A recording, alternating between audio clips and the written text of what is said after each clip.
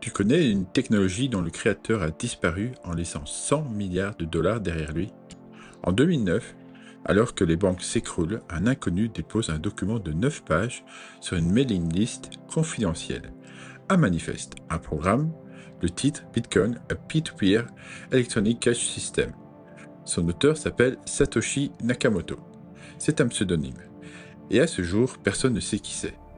Quelques mois plus tard, il lance ce système. Il mine le tout premier bloc de la blockchain, le bloc de Genèse. Et dans ce bloc, il inscrit une phrase qu'on pourrait traduire en français par The Time, 3 janvier 2009, le chancelier sur le point d'accorder un deuxième plan de sauvetage aux banques. Ce n'est pas juste une date, c'est une déclaration d'intention. Le Bitcoin naît dans un monde en train de s'effondrer. Pendant 2 ans, Satoshi échange avec d'autres développeurs. Il améliore le code, il corrige les bugs. Puis, un jour de 2010, il s'évapore. Il arrête d'écrire et il ne donne plus signe de vie. Et il laisse tout derrière lui, y compris une clé privée contenant environ 1 million de bitcoins.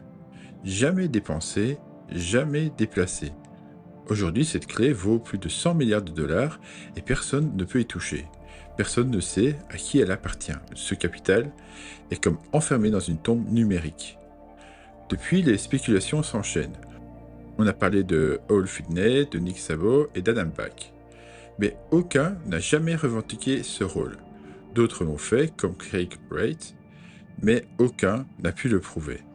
En 2024 encore, un certain Stephen Molla a tenté sa chance lors d'une conférence à Londres.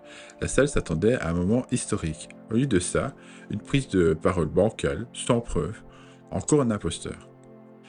Et pourtant, ce silence, cette absence, est peut-être la meilleure chose qui soit arrivée au Bitcoin. Car il n'a pas de chef, pas de gourou, pas d'Elon Musk, pas de Zuckerberg, juste un protocole ouvert, stable, sans visage. Ce n'est pas une marque, ce n'est pas une start-up, c'est un outil libre. Et c'est peut-être justement pour ça qu'il fascine autant. Parce qu'il n'appartient à personne.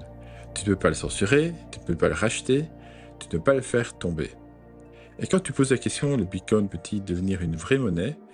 La première réponse est déjà là, oui, parce qu'il était conçu pour survivre même sans son créateur.